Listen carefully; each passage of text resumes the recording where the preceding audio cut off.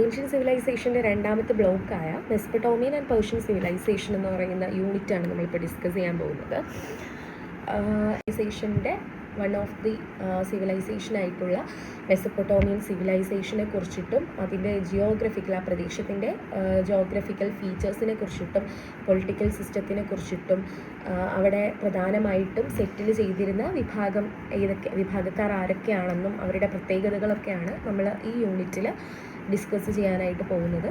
So ഓരോ point by point ആയിട്ട് നമുക്ക് ഡിസ്കസ് ചെയ്യാം. Ancient civilization developed after the Ice Age, that is around 10,000 years ago, when humans shifted from a nomadic life to permanent settlement. Ancient civilisation ഡെവലപ്പായി തുടങ്ങിയത് ആ ice ഏജിന് ശേഷമാണ്. അത് ഏകദേശം ഒരു 10,000 വർഷങ്ങൾക്ക് മുമ്പ്. വേറൊരു തരത്തിൽ പറയുകയാണെങ്കിൽ മനുഷ്യൻ തൻ്റെ നൊമാഡിക് ജീവിതത്തിൽ നിന്ന് അല്ലെങ്കിൽ നൊമാഡിക് ലൈഫിൽ നിന്ന് പെർമനൻറ്റ് സെറ്റിൽമെൻറ്റിലോട്ട് ഷിഫ്റ്റ് ചെയ്യുന്ന ആ ഒരു ടൈം പീരീഡിൽ നമുക്കറിയാം ആദിമ മനുഷ്യർ ഒരു നൊമാഡിക് കൈൻഡ് ഓഫ് ലൈഫാണ് ലീഡ് ചെയ്തിരുന്നത്. അതായത് ഒരിടത്ത് സ്ഥിരതാമസമാക്കാതെ അലഞ്ഞു തിരിഞ്ഞ് വേട്ടയാടി ഭക്ഷണം കഴിച്ച് അങ്ങനെയുള്ളൊരു ലൈഫ്, അങ്ങനെ ഒരു നാടോടി ജീവിതമാണ് അവർ നയിച്ചിരുന്നത്. അവിടെ നിന്നും ഒരു പെർമനൻറ്റ് സെറ്റിൽമെൻറ്റ് നടത്തിയ ടൈം പീരീഡ്, ആ ഒരു ഷിഫ്റ്റ്, അതിനെയാണ് നമ്മൾ ഏൻഷ്യൻ സിവിലൈസേഷൻ എന്ന് പറയുന്നത്. നാടോടി ജീവിതം നയിച്ചിരുന്ന മനുഷ്യൻ പതിയെ പെർമനൻ്റ് ആയിട്ട് ഒരിടത്ത് സെറ്റിൽ ചെയ്യാനായിട്ട് തുടങ്ങി. അങ്ങനെ ഒരു സോഷ്യൽ ലൈഫ് ലീഡ് ചെയ്യാനായിട്ട് തുടങ്ങി. സോ അതിനവർ ചൂസ് ചെയ്തിരുന്ന സ്ഥലം ഈ നദീ താഴ്വരകളായിരുന്നു. കാരണം നദിയുടെ ഡെപ്പോസിഷൻ കാരണം അവിടുത്തെ ലാൻഡൊക്കെ വളരെ ഫെർട്ടൈലായിരിക്കും, അത്രയും ഫലഭൂയിഷ്ഠതയുള്ള ലാൻഡുകളായിരിക്കും. സോ അവിടെ കൃഷി ചെയ്യാം, അതിലൂടെ ഭക്ഷണം കണ്ടെത്താം, പിന്നെ നദിയിൽ നിന്നുള്ള വാട്ടർ, അങ്ങനെ ഒരുപാട് വളരെ ഐഡിയൽ ആയിട്ടുള്ള സ്ഥലങ്ങളായിരുന്നു ഈ റിവർ വാലീസ് എന്ന് പറയുന്നത്. സോ അങ്ങനെയാണ് മനുഷ്യൻ എന്ത് ചെയ്തിരുന്നത്, പെർമനൻറ്റ് സെറ്റിൽമെൻറ്റ് ചെയ്തിരുന്നത്. ഇനി നമ്മൾ മെസ്സപ്പൊട്ടോമിയൻ സിവിലൈസേഷനിലോട്ട് വരുമ്പോൾ, മെസ്സപ്പൊട്ടോമിയ എന്ന് പറയുന്ന വാക്കിൻ്റെ ഒരു ഒറിജിൻ, ആ ഒരു വേർഡിൻ്റെ മീനിങ് ആൻഡ് ഒറിജിൻ നമുക്ക് നോക്കാം. മെസ്സപ്പൊട്ടോമിയയുടെ അർത്ഥം ലാൻഡ് ബിറ്റ്വീൻ 2 rivers എന്നാണ്. 2 നദികൾക്കിടയിലെ പ്രദേശം എന്നർത്ഥം വരുന്ന വാക്കാണ് മെസ്സപ്പൊട്ടോമിയ. ഇത് ഗ്രീക്ക് പദമായ മീസോസ് ആൻഡ് പൊട്ടോമസ് എന്ന് പറയുന്ന 2 വാക്കുകളിൽ നിന്നാണ് മെസ്സപ്പൊട്ടോമിയ എന്ന് പറയുന്ന വേർഡ് ഉണ്ടായത്. മീസോസിൻ്റെ മീനിങ് മിഡിൽ അഥവാ ഇടയിലെന്നും പൊട്ടാമസ് എന്ന് പറഞ്ഞാൽ നദി അഥവാ റിവർ എന്നുമാണ് അർത്ഥമാക്കുന്നത്.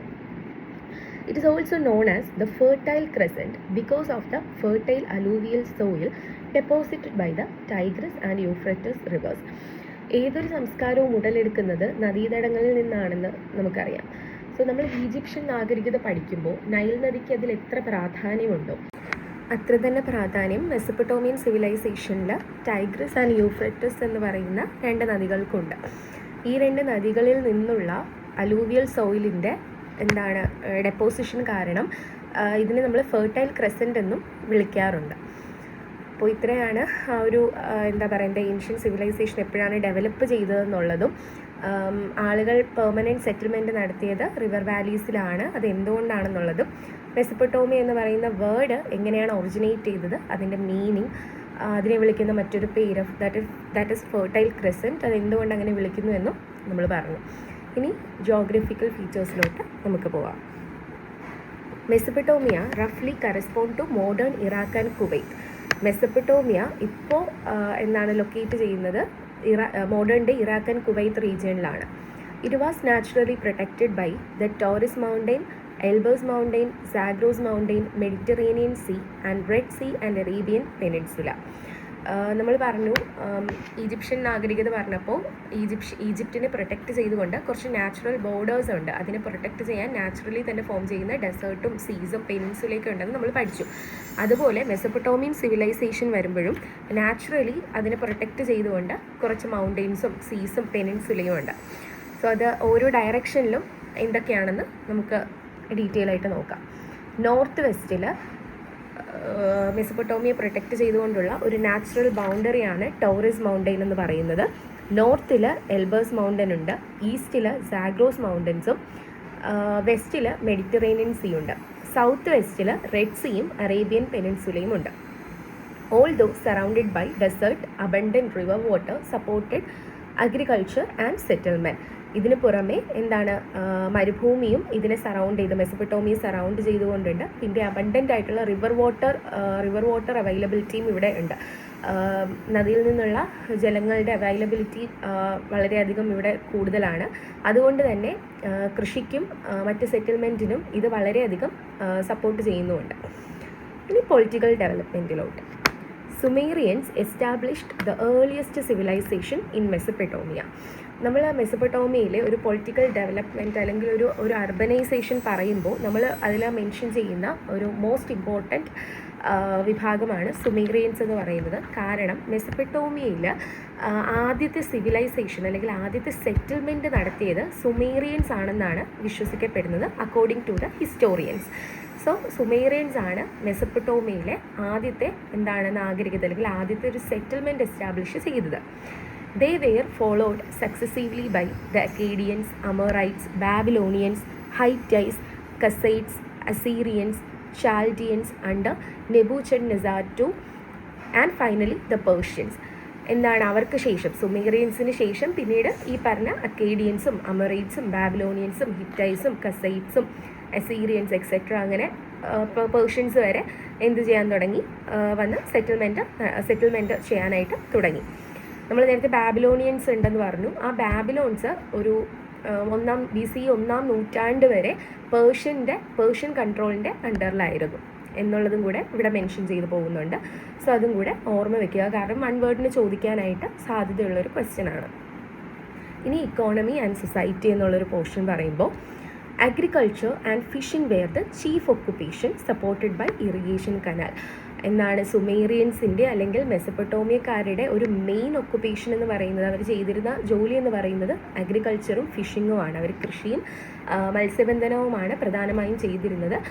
അതിനെ സപ്പോർട്ട് ചെയ്തുകൊണ്ട് തന്നെ ഇറിഗേഷൻ കനാൽസും ഉണ്ടായിരുന്നു. അപ്പം ഇതിന് മനസ്സിലാക്കാൻ സാധിക്കുന്നത് ജലസേചന പദ്ധതികൾ അല്ലെങ്കിൽ ഇറിഗേഷൻ പ്രോസസ്സ് അക്കാലത്തും നിലനിന്നിരുന്നു എന്നുള്ളതാണ്. അത് അഗ്രികൾച്ചറിനും ഫിഷിങ്ങിനൊക്കെ ഒരുപാട് ഹെൽപ്പ് ചെയ്തിട്ടുള്ള ഫാക്ടേഴ്സുമാണ്. Major crops include barley, lentils, peas, linseed, dates and grapes. അവർ കൃഷി ചെയ്തിരുന്ന പ്രധാനപ്പെട്ട വിളകളെന്ന് പറയുന്നത് ബാർലിയും ലെൻറ്റിൽസും പീസും ലിൻസീഡും ഡേറ്റ്സും ഗ്രേപ്സും ഒക്കെയാണ്. Trade flourished with Europe, Asia and Africa. അവരുടെ വ്യാപാരങ്ങൾ ഫ്ലറിഷ് ചെയ്തിരുന്ന ഏരിയ എന്ന് പറയുന്നത് യൂറോപ്പ്, ഏഷ്യ ആൻഡ് ആഫ്രിക്ക റീജിയൻസിലാണ്. The Sumerians gradually evolved from hunter-gatherers into agricultural and urban communities.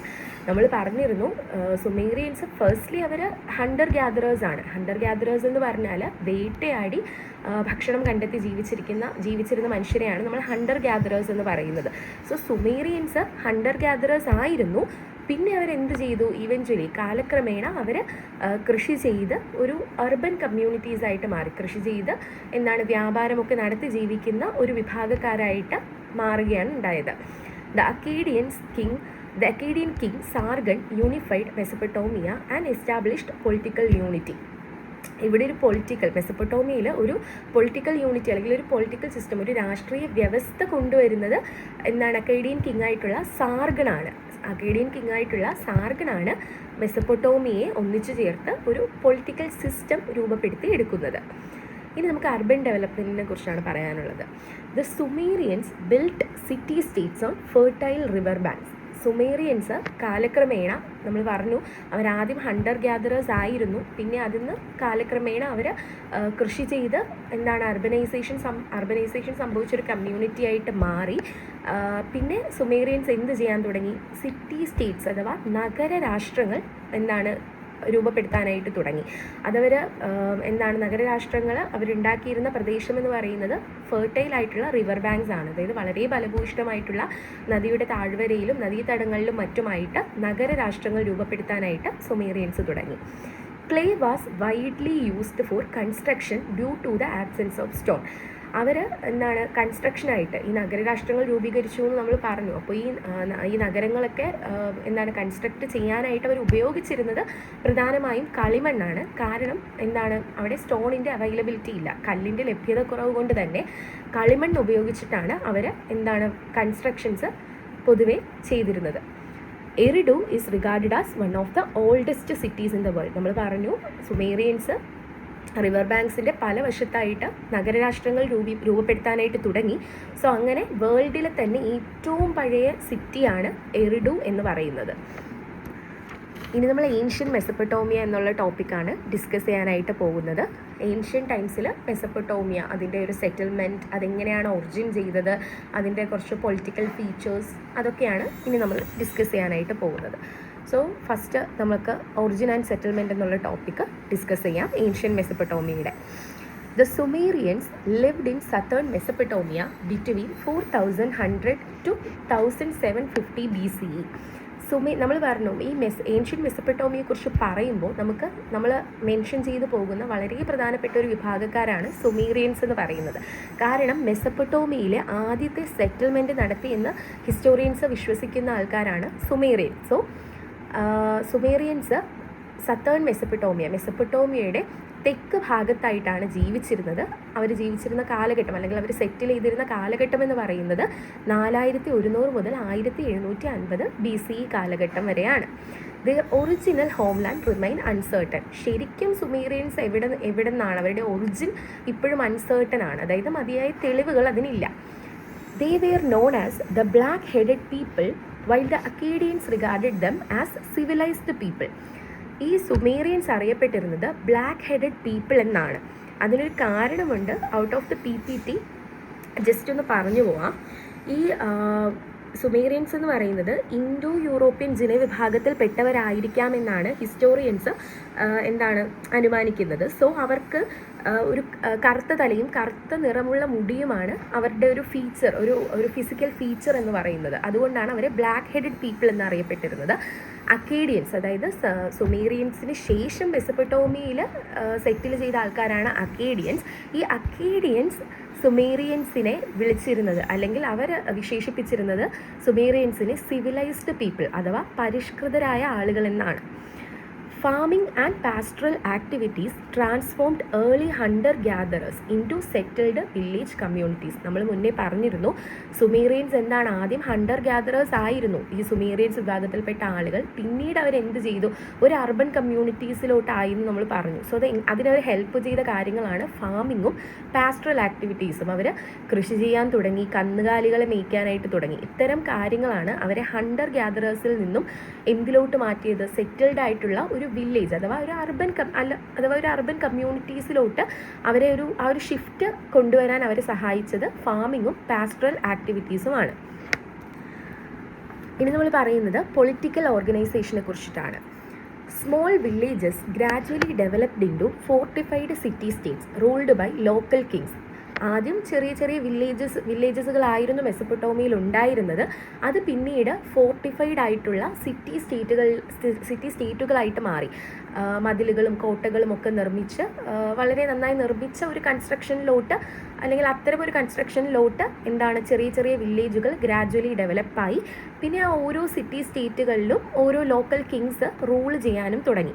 So അങ്ങനെയാണ് ഒരു പൊളിറ്റിക്കൽ ഓർഗനൈസേഷൻ ഡെവലപ്പായി വരുന്നത് മെസപ്പൊട്ടോമിയയിൽ.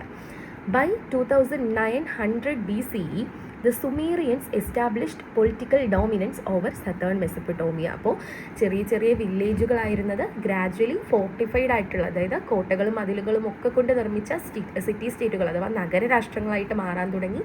ആ നഗരരാഷ്ട്രങ്ങൾ പിന്നീട് ലോക്കൽ കിങ്സ് വഴി ഭരണം നടത്താൻ തുടങ്ങി. അങ്ങനെ പതിയെ സത്തേൺ മെസപ്പൊട്ടോമിയയിൽ മെസപ്പൊട്ടോമിയയുടെ തെക്ക് ഭാഗത്തെ പ്രദേശങ്ങളിൽ ഒരു പൊളിറ്റിക്കൽ ഡോമിനൻസ്, അല്ലെങ്കിൽ ഒരു രാഷ്ട്രീയ മേൽക്കോയ്മ എന്ത് ചെയ്തു, ഒരു 2900 BCE 2900 ആയപ്പോഴേക്കും സുമേറിയൻസ് എസ്റ്റാബ്ലിഷ് ചെയ്തു കഴിഞ്ഞു. Fertile river deposit promoted agricultural prosperity and urban growth. അപ്പോൾ ഇതിനോടൊപ്പം തന്നെ ഇവർ നദീതടങ്ങളിലാണ് ഈ സെറ്റിൽമെൻറ്റ്സും ഈ നഗരരാഷ്ട്രങ്ങളൊക്കെ നിർമ്മിച്ചത്. സോ അവിടെ നിന്നിട്ടുള്ള റിവറിൻ്റെ ഫെർട്ടൈൽ ആയിട്ടുള്ള ഡെപ്പോസിറ്റുകൾ, നദി വഴി വരുന്ന വളരെ ഫലഭൂയിഷ്ഠമായിട്ടുള്ള നിക്ഷേപങ്ങൾ അവരുടെ അഗ്രികൾച്ചറൽ ആക്ടിവിറ്റീസിന്, കൃഷിക്കും മറ്റ് കാര്യങ്ങൾക്കൊക്കെ ഭയങ്കര സമ്പന്നത കൊണ്ടുവന്നു. അതിലൂടെ അവരുടെ അർബൻ ഗ്രോത്തും ഭയങ്കരമായിട്ട് ഡെവലപ്പാവാൻ തുടങ്ങി. അവരുടെ ആ പ്രദേശങ്ങളെ നഗരവൽക്കരിക്കാനായിട്ട് തുടങ്ങി. മുന്നേ പറഞ്ഞതുപോലെ മെസപ്പൊട്ടോമിയൻ സിവിലൈസേഷൻ പറയുന്ന മെയിൻ വിഭാഗമാണ് സുമേറിയൻസ്. കാരണം മെസപ്പൊട്ടോമിയയിലെ ആദ്യത്തെ സെറ്റിൽമെൻറ്റ് നടത്തിയത് സുമേറിയൻസ് ആണ്. സോ നമുക്ക് മെസപ്പൊട്ടോമിയൻ സിവിലൈസേഷൻ പഠിക്കുമ്പോൾ അതിനോടൊപ്പം തന്നെ അത്രയും ഇമ്പോർട്ടൻ്റ് ആയിട്ട് നമുക്ക് പഠിക്കേണ്ട ഒരു ഹിസ്റ്ററിയാണ് സുമേറിയൻ ഹിസ്റ്ററി. സോ നമുക്ക് സുമേറിയൻ ഹിസ്റ്ററിനെ കുറച്ച് ഡീറ്റെയിൽ ആയിട്ട് പഠിക്കാം. സുമേറിയൻ ഹിസ്റ്ററി മെയിനായിട്ട് 2 കാലഘട്ടമായിട്ടാണ് ഡിവൈഡ് ചെയ്തിട്ടുള്ളത്. ഉബൈദ് പീരീഡ് എന്നും ഉറുക് പീരീഡ് എന്നും. ഉബൈദ് പീരീഡ് എന്ന് പറയുന്നത് 5500 മുതൽ 4000 BCE വരെയുള്ള കാലഘട്ടവും ഉറുക് പീരീഡ് എന്ന് പറയുന്നത് 4000 മുതൽ 3000 BCE വരെയുള്ള കാലഘട്ടവുമാണ്. ഇനി ആ ഓരോ പീരീഡും നമുക്ക് ഡീറ്റെയിൽ ആയിട്ട് നോക്കാം. ഫസ്റ്റത്തെ ഒരു ഡിവിഷൻ എന്ന് പറയുന്നത് ഉബൈദ് പീരീഡാണ്. ഉബൈദ് പീരീഡിലെ സെറ്റിൽമെൻറ്റും ഇക്കോണമീനെയും കുറിച്ച് നമുക്ക് ആദ്യം ഡിസ്കസ് ചെയ്യാം. The Ubaid people settled Mesopotamia around 6200 BCE and their culture flourished between 5500 to 4000 BCE. ഈ ഉബൈദ് കാലഘട്ടത്തിൽ ജീവിച്ചിരുന്ന ആളുകൾ മെസപ്പൊട്ടോമിയയിൽ സെറ്റിൽ ചെയ്തത് ഏകദേശം 6200 BCE കാലഘട്ടത്തിലാണ്. അവരുടെ സംസ്കാരം മെസപ്പൊട്ടോമിയയിൽ ആകമൊത്തം ഒന്ന് ഫ്ലറിഷ് ചെയ്ത് വന്ന കാലഘട്ടം എന്ന് പറയുന്നത് 5500 മുതൽ 4000 BCE വരെയുള്ള കാലഘട്ടത്തിലാണ്. They practiced agriculture, fishing, cattle rearing, craft production and trade. കൃഷിയും മത്സ്യബന്ധനവും കാറ്റിൽ റിയറിങ് കന്നുകാലി വളർത്തലും ക്രാഫ്റ്റ് പ്രൊഡക്ഷൻ കരകൗശല ഉൽപ്പാദനവും വ്യാപാരവുമൊക്കെയാണ് പ്രധാനമായും അവർ പ്രാക്ടീസ് ചെയ്തു പോയ ഒക്യുപ്പേഷൻ എന്ന് പറയുന്നത്. Early villages gradually developed in to important towns. അങ്ങനെ ട്രേഡും ക്രാഫ്റ്റ് പ്രൊഡക്ഷനും കാറ്റിൽ റിയറിങ്ങും അഗ്രികൾച്ചറൊക്കെ ഫ്ലറിഷ് ചെയ്യാനായിട്ട് തുടങ്ങിയപ്പോഴത്തേനും മുൻ കാലഘട്ടത്തിൽ ഉണ്ടായിരുന്ന ചെറിയ ചെറിയ വില്ലേജുകൾ പതിയെ വളരെ പ്രധാനപ്പെട്ട ടൗണുകളായിട്ട് ഡെവലപ്പ് ആകാനായി തുടങ്ങി. Major Ubaid settlements include Eridu, Ur, Akshak, Adab, Larsa, Umma, Erech, Sippar, Lagash, Nippur, Shuruppak and Kish. ഈ പറഞ്ഞ ഇത്രയും പ്രദേശങ്ങളിലാണ് മേജറായിട്ടുള്ള ഉബൈദ് സെറ്റിൽമെൻറ്റ്സ് നടന്നിരുന്നത്. ഈ ഉബൈദ് പീരീഡിലെ ആളുകൾ പ്രധാനമായിട്ടും ജീവിച്ചിരുന്ന പ്രദേശങ്ങളാണ് ഈ പറഞ്ഞ എറിഡു, Ur, Akshak, Adab, ലാർസ etcetera. So ഇനി നമുക്ക് ആർക്കിയോളജിക്കൽ ഫീച്ചേഴ്സ് പഠിക്കാം. The period is identified by its distinctive painted pottery. ഈ ഒരു കാലഘട്ടം അറിയപ്പെടുന്നത് തന്നെ, അല്ലെങ്കിൽ ഈ കാലഘട്ടത്തിൽ കണ്ടെത്തിയിട്ടുള്ള ഏറ്റവും പ്രധാനപ്പെട്ട അല്ലെങ്കിൽ ഏറ്റവും പ്രത്യേകതയുള്ള ഒരു കാര്യമാണ് പെയിൻറ്റഡ് പോട്ടറീസ്. നമ്മൾ പറഞ്ഞിരുന്നു, കല്ലുകളുടെ അഭാവം കൊണ്ട് തന്നെ കളിമണ്ണ് ഉപയോഗിച്ചിട്ടാണ് അവർ കൺസ്ട്രക്ഷൻ പോലും നടത്തിയിരുന്നത്. അപ്പോൾ ഈ കളിമണ്ണ് കൊണ്ട് കൺസ്ട്രക്ഷൻസ് മാത്രമല്ല മൺപാത്രങ്ങളും അവർ നിർമ്മിച്ചിരുന്നു. അതും പെയിൻറ്റഡ് ആയിട്ടുള്ള പോട്ടറീസ്, അതായത് പെയിൻറ്റ് ചെയ്തിട്ടുള്ള മൺപാത്രങ്ങൾ ആർക്കിയോളജിസ്റ്റുകൾ ഈ ഒരു പ്രദേശങ്ങളിൽ നിന്ന് ഉബൈദ് പീരീഡിൽ കണ്ടെത്തിയിട്ടുണ്ട്. Numerous baked clay figurines representing humans, animals, birds, snakes and everyday objects have been discovered. Potteries മാത്രമല്ല, കളിമണ്ണ് കൊണ്ട് ഉണ്ടാക്കിയിട്ടുള്ള പല രൂപങ്ങളും, അത് മനുഷ്യൻ്റെതും മൃഗങ്ങളുടേതും പക്ഷികളുടേതും മറ്റ് എവറിഡേ ഒബ്ജക്ട്സ്, അതായത് ഡെയിലി ലൈഫിൽ ഉപയോഗിച്ചുകൊണ്ടിരുന്ന പല കാര്യങ്ങളുടെയും അടക്കം രൂപങ്ങൾ, കളിമണ്ണ് കൊണ്ടുള്ള രൂപങ്ങളും ഇവിടെ ഈ ഒരു കാലഘട്ടത്തിൽ കണ്ടെത്തിയിട്ടുണ്ട്. Ubaid pottery found outside Mesopotamia indicates the existence of long distance trade. ഇത് കൂടാതെ ഉബൈദ് കാലഘട്ടത്തിൽ കണ്ടെത്തിയിട്ടുള്ള പെയിൻറ്റഡ് പോട്ടറീസിൻ്റെ ട്രേസസ് മെസപ്പൊട്ടോമിയയുടെ ഔട്ട്സൈഡുള്ള റീജിയൻസിലും അതിൻ്റെ ട്രേസസ് കണ്ടെത്തിയിട്ടുണ്ട്.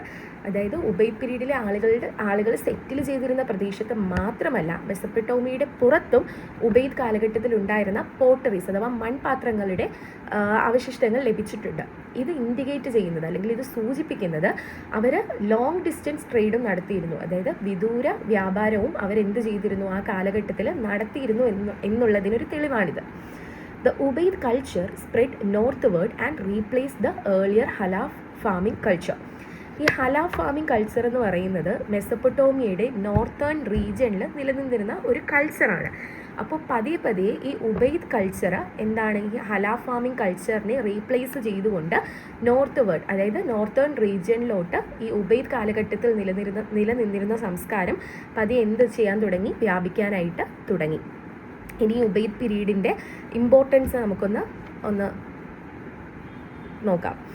The Ubaid period witness the beginning of city state formation. നമ്മൾ മുന്നേ പറഞ്ഞതിൻ്റെയൊക്കെ ഒരു ചുരുക്ക രൂപത്തിൽ ഈ ഒരു ഉബൈദ് പീരീഡിൻ്റെ ഇമ്പോർട്ടൻസ് ആണ് നമ്മളിപ്പോൾ പറയുന്നത്. എന്താണ് the Ubaid period witness the beginning of city state formation. നമ്മൾ എന്താണ് ഈ സിറ്റി സ്റ്റേറ്റുകൾ ഫോം ചെയ്ത് തുടങ്ങിയത് ഈ കാലഘട്ടത്തിലാണെന്ന് പറഞ്ഞു. പിന്നെ it laid the foundation for later Sumerian civilisation. Sumerian നാഗരികതയുടെ ഒരു അടിത്തറ പാകിയത് ഈ ഉബൈദ് പീരീഡിലാണ്. Many Ubaid cultural features continued into Uruk period. നമ്മൾ പറഞ്ഞു സുമേറിയൻ നാഗരികതയെ നമ്മൾ രണ്ട് കാലഘട്ടമായി തിരിക്കുന്നു, ഉബൈദ് പീരീഡ് എന്നും ഉറുക് പീരീഡ് എന്നും. ഈ ഉബൈദ് പീരീഡിൽ നിലനിന്നിരുന്ന സംസ്കാരങ്ങൾ എന്താണ് ഉറുക് പീരീഡിലോട്ടും കണ്ടിന്യൂ ചെയ്തു പോയിരുന്നു എന്നുള്ളതാണ്. ഇനി നമുക്ക് രണ്ടാമത്തെ ക്ലാസിഫിക്കേഷനായ സുമേറിയൻ നാഗരികതയുടെ രണ്ടാമത്തെ കാലഘട്ടമായ ഉറുക് പീരീഡിനെ കുറിച്ച് ഡിസ്കസ് ചെയ്യാം. ഉറുക് പീരീഡ് എന്ന് പറയുന്നത് 4000 തൊട്ട് 3000 BC വരെയുള്ള കാലഘട്ടത്തിനെയാണ് പറയുന്നത്. ആ സമയത്ത് ഒരു അർബൻ റെവല്യൂഷൻ എന്ന് പറയുമ്പോൾ the Uruk period marks the true beginning of Sumerian civilisation. Sumerian നാഗരികതയ്ക്ക് അടിത്തറ പാകിയത് ഉബൈദ് പീരീഡിലാണെങ്കിലും സുമേറിയൻ നാഗരികത തുടങ്ങുന്നത് ഉറുക് പീരീഡിലാണ്. It represent the flowering stage of Mesopotamian civilisation. Sumerian civilisation തുടങ്ങുന്നത് ഉറുക് പീരീഡിലാണെന്ന് പറയുമ്പോൾ തന്നെ ഒരു മെസപ്പൊട്ടോമിയൻ നാഗരികതയുടെ ഏറ്റവും ഫ്ലറിഷ്ഡ് ആയിട്ടുള്ള അല്ലെങ്കിൽ ഏറ്റവും ഡെവലപ്ഡ് ആയിട്ടുള്ള ഒരു സ്റ്റേജ് നിലനിൽക്കുന്നതും ഉറുക് പീരീഡിലാണെന്ന് നമുക്ക് പറയാം. Large metropolitan cities such as Uruk, Tell Brak and Hamoukar emerged. എന്താണ് വലിയ മെട്രോപൊളിറ്റൻ സിറ്റീസ് ആയിട്ടുള്ള ഉറുക്കും ടെൽബ്രാക്കും ഹമൂക്കറും ഒക്കെ എമേർജ് ചെയ്തതും ഈ ഉറുക് പീരീഡിലാണ്. Settlements evolved from hamlets into organised cities by 3500 BCE. ആ കാലഘട്ടത്തെ ആളുകൾ എന്താണ് അവരുടെ സെറ്റിൽമെൻറ്റ്സ്, അവർ ജീവിച്ചിരുന്നത് ഈ വില്ലേജസിലൊക്കെയാണ്. അവിടെ നിന്ന് അവർ എന്ത് ചെയ്തു, പതിയെ വളരെ ഓർഗനൈസ്ഡ് ആയിട്ടുള്ള സിറ്റീസിലോട്ട് അവരുടെ സെറ്റിൽമെൻറ്റ്സ് ഇവോൾവ് ചെയ്യുകയുണ്ടായി, മാറ്റം വരികയുണ്ടായി ഒരു 3500 BCE കാലഘട്ടമാകുമ്പോഴേക്കും. ഇനി നമുക്ക് സുമേറിയൻ സിവിലൈസേഷൻ്റെ രണ്ട് കാലഘട്ടങ്ങൾ നമ്മൾ പറഞ്ഞു, രണ്ട് പീരീഡ് അല്ലെങ്കിൽ രണ്ട് ഡിഫറൻസിയേഷൻ പറഞ്ഞു, ഉബൈദ് പീരീഡും ഉറുക് പീരീഡും. ഇനി സുമേറിയൻ സിവിലൈസേഷനെ കുറിച്ച് നമുക്ക് ഡീറ്റെയിൽ ആയിട്ട് ഡിസ്കസ് ചെയ്യാം. Around 3500 BCE, the Sumerians established the first urban civilization in Mesopotamia. മെസപ്പൊട്ടോമിയയിൽ നമ്മൾ ആദ്യമായിട്ടൊരു നാഗരികത കൊണ്ടുവന്നത് അല്ലെങ്കിൽ ഒരു സെറ്റിൽമെൻറ്റ്സ് എസ്റ്റാബ്ലിഷ് ചെയ്തത് സുമേറിയൻസ് ആണ്, ഏകദേശം 3500 BCE കാലഘട്ടത്തിൽ. Earlier historians referred to Mesopotamian civilization as Babylonian or Assyrian, but modern scholarship recognizes the central role of the Sumerians.